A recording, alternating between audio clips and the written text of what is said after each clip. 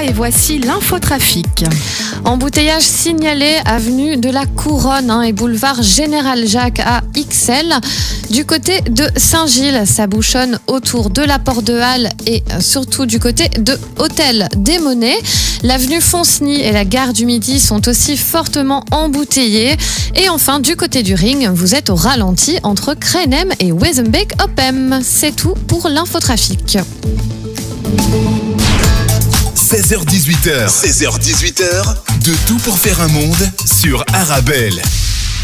17h04, merci de nous suivre dans cette émission de Tout pour faire un monde. J'espère que tout le monde se sent bien aujourd'hui, malgré ce petit froid de canard, Nathalie. Oui, c'est vrai que ça fait un petit temps là que ça commence à faire froid. Tu peux le dire. Ouais, à faire bien froid, exactement. Mais ici, on est bien dans les studios. On est toujours bien. On est toujours bien, c'est vrai. Aucun souci. Voilà. Allez, en deuxième partie de cette émission, on vous le disait là tout à l'heure, on aura une auditrice au téléphone qui nous parlera de sa reconversion professionnelle.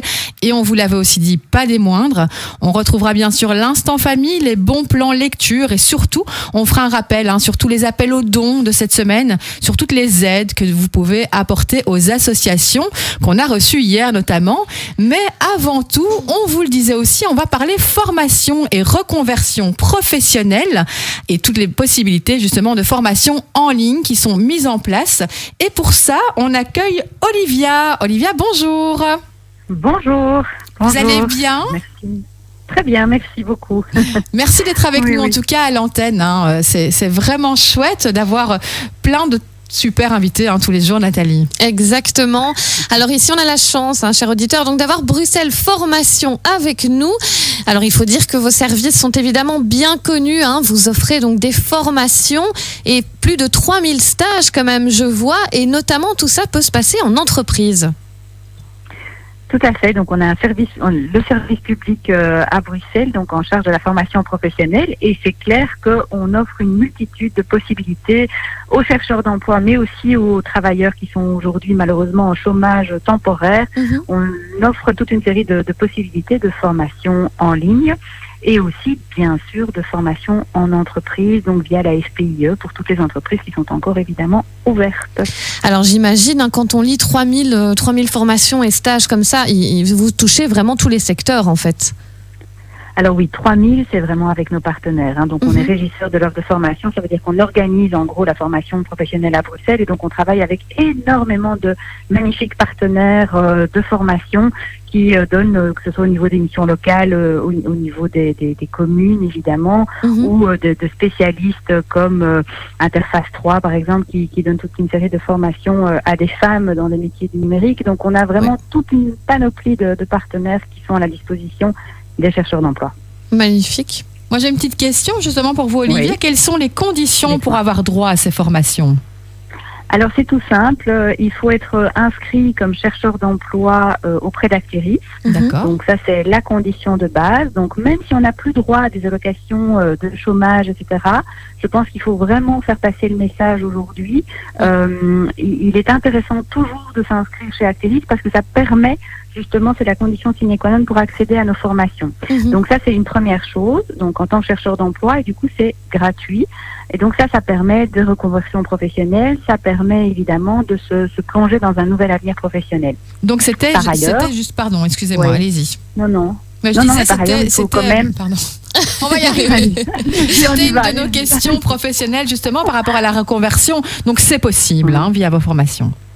Bien sûr, c'est possible et c'est surtout une réalité donc quotidienne. On a des personnes qui se sont fait licencier, qui ont et qui retrouvent, je dirais, le chemin de la formation professionnelle pour rebondir. Donc soit parce qu'elles ont besoin simplement d'une corde de plus à leur arc, soit parce qu'elles veulent vraiment se reconvertir et changer totalement, je dirais, de voie. Donc on a d'anciens enseignants, par exemple, qui sont devenus des web développeurs. Enfin, on a vraiment toute une série comme ça de vécus particuliers et évidemment toujours intéressants. Donc par ailleurs, on peut aussi toujours se former en ligne. Et donc quand on se forme en ligne, c'est important aussi d'expliquer que là, c'est à tout moment aussi que l'on peut vraiment se connecter. Et donc là, je pense qu'il y a encore une offre qui est encore plus pléthorique et qui est accessible tant aux chercheurs d'emploi qu'aux travailleurs, j'insiste, qui sont en chômage temporaire. Voilà. D'accord, c'est gratuit aussi pour eux. Voilà. Donc c'est vraiment une grosse offre. toutes les formations en plus sont gratuites, donc j'ai envie de dire, il n'y a pas d'excuse pour ne pas se former, surtout en ce moment. Alors justement, comment est-ce que vous avez mis en place toutes ces formations qui sont 100% digitales maintenant ? Alors, il y a plusieurs choses. Soit on était déjà, enfin, ce sont des personnes qui étaient déjà en formation avec nous avant le confinement, que ce soit le premier ou le second, et qui donc sont restés en formation, je dirais, mais cette fois-ci à distance. Donc ça, il y a une partie vraiment de nos stagiaires qu'on a pu maintenir à distance dans toute une série de secteurs, y compris dans des secteurs qui sont plus liés au secondaire, donc à tout ce qui est de la construction, etc. Même si c'est plus difficile, évidemment, mais alors on mise sur la théorie. Et c'est là qu'on devra recommencer le plus rapidement possible, évidemment, à former en atelier. Mais on a aussi, évidemment, des personnes qui se sont lancées dans la formation en full distanciel, donc en 100% à distance et de A à Z, quoi. Donc, qui ont été et donc ça, vous pouvez vraiment démarrer après avoir entendu voilà cette interview. Maintenant, vous pouvez aller sur le site de Bruxelles Formation. Vous prenez vraiment une inscription en ligne. Tout peut se faire en ligne directement.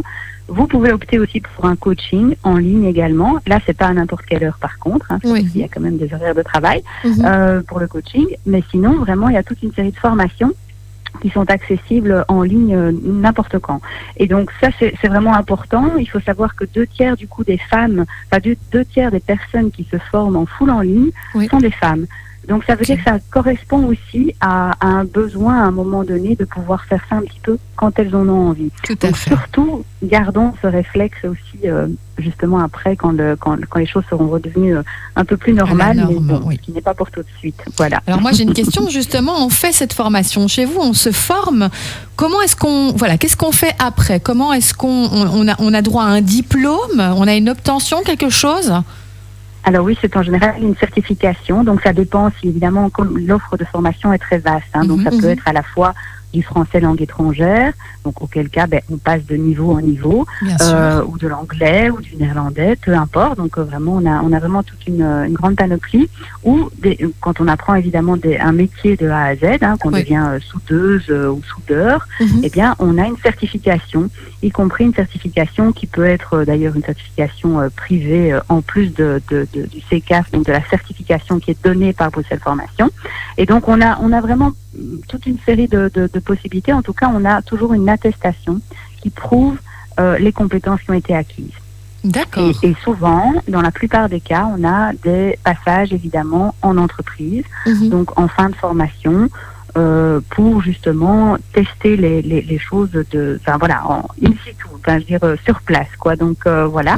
Et là, soit on retrouve un emploi directement parce que ça arrive très souvent que les employeurs sont en droite ligne avec nos formateurs, effectivement, pour trouver justement des candidats et pouvoir les engager.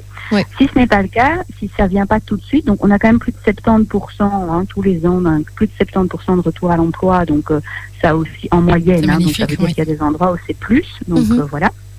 Ça, c'est important de le souligner quand même. C'est pas tourner les gens en rond. Le but, c'est d'avoir un parcours de formation. Ça veut dire que si on commence justement avec du français langue étrangère, par exemple, le but, c'est de progresser et d'aller toujours vers le qualifiant. Donc, on forme pour l'emploi, nous. Donc, c'est vraiment pour ça qu'on est là. C'est vraiment pour retrouver un boulot. Et donc, voilà. Donc, dans les métiers du numérique, par exemple, c'est notre offre la plus pléthorique. C'est plus de 2000 places par an, 2300 places par an, et ça va encore augmenter dans les années à venir. Donc là, on a énormément de partenaires, donc vraiment très professionnels et qui accueillent des publics très variés. Et justement, donc là, je pense que, avec ces formations en ligne, comment est-ce que se passe le suivi justement pour d'éventuels stages en entreprise ou en tout cas l'obtention, on va dire, d'un certificat? Comment est-ce qu'on gère ce suivi-là quand c'est en ligne? Tout Bruxelles Formation travaille, donc tous les travailleurs de Bruxelles Formation sont vraiment au taquet, je dirais, pour le moment, et en contact avec justement les participants, stagiaires. Oui, tout à fait. On est tous en Génial. télétravail, voilà. D'accord. Enfin, on va quand même sur site selon les besoins, bien sûr. Mhm. Mais globalement, on ne forme pas pour le moment collectivement sur site. On ne peut pas. Oui, Bien sûr. Donc, mais on reste vraiment au contact, au plus près avec les stagiaires. Donc tout, je dirais, toutes les choses fonctionnent et avancent. En tout cas, tout ce qui est possible de faire en distanciel est fait. Donc évidemment, pour ce qui est des certifications ou des épreuves de certification, donc de fin de formation, là, on a, je dirais, dérogé un petit peu et on a accepté certains examens, entre guillemets, pour qu'ils se passent évidemment sur site. Donc voilà, je vous dirais que vraiment la continuité du service public est à ce prix. Mhm. Donc tout ce qui peut être fait maintenant est fait. On trouve des solutions pour tout. On fait des séances d'infos à distance, ce qui n'existait pas évidemment avant. Ah oui, j'imagine. Oui. Oui, donc on faisait Mhm. pas avant les séances d'infos vraiment en full distanciel. Là maintenant on le fait. On a prêté aussi pour nos stagiaires énormément de PC portables pour qu'ils puissent continuer à suivre leur formation. Ah oui, c'est bien ça, Mhm. c'est Et on chouette. va continuer aussi à c'est rendre la formation la plus accessible possible. Oui. C'est vraiment l'enjeu. C'était déjà l'enjeu hier, mais c'est encore plus l'enjeu d'aujourd'hui. et de Évidemment. demain. Donc on va pas arrêter. Donc non, ne vous inquiétez pas. Tous les services sont accessibles aujourd'hui, vraiment de manière, comme d'habitude, quoi. Voilà, ni plus ni moins que d'habitude. Eh bien, magnifique. Génial. Alors, moi, j'ai une petite question. Donc, vous travaillez Oui. évidemment avec Actiris. Est-ce que vous êtes aussi en lien avec les autres centres de formation, notamment, pourquoi pas en Flandre et en Wallonie? Ah oui, j'avais encore un comité de développement stratégique cet après-midi avec le VDAB Bruxelles. Donc évidemment, on travaille aussi avec le VDAB Bruxelles. Et là, on a 1500 Bruxellois l'année passée qui ont été se former justement au VDAB, dans les centres du VDAB, que ce soit à Bruxelles ou, je dirais, à l'extérieur, y compris de Bruxelles d'ailleurs. Voilà. Donc, Magnifique. oui, bien sûr. Ouais. Ça, c'est chouette parce que Oui. j'imagine que pour certains, même parfois pour trouver un emploi, peut-être rediriger parfois vers certains régions services. aussi, Ouais, ouais. exactement. Alors, on le rappelle, hein, c'est important. Moi, je l'ai vraiment découvert grâce à vous aujourd'hui, qu'une personne en chômage temporaire avait donc le droit de suivre ses formations gratuitement. Vous avez quand même dû connaître un engouement, j'imagine, au début du confinement. Oui, tout à fait. Donc on a eu plus de 1000 travailleurs donc en chômage temporaire qui ont justement souscrit à ces formations en ligne gratuites lors du premier confinement. Donc là, il y a de nouveau, je dirais, un certain engouement ces dernières semaines. Donc les choses reprennent. L'enjeu, c'est vraiment de tenir sur la distance aussi, et c'est de garder sans doute ces réflexes de formation à distance à d'autres moments aussi que lors des confinements. Je pense que ça va être l'enjeu pour les années à venir. Il faut vraiment se dire que se former en ligne, ça peut être un réflexe. Il y a le réflexe des tutos. Oui. Mais au-delà des tutos, il y a vraiment des formations en ligne qui existent et qui peuvent vous aider tant pour des choses très pointues que pour des formations de base ou même une aide à l'apprentissage du français ou du néerlandais. Enfin, vraiment, il ne faut pas hésiter. Ça devrait faire partie de notre quotidien et c'est accessible évidemment sur smartphone, etc. Donc vraiment, quand on a un peu de temps devant soi, ça vaut vraiment la peine d'investir en soi. Évidemment. Alors, pour nos auditeurs qui seraient donc intéressés de suivre ces formations, où est-ce qu'on peut trouver justement tous ces renseignements?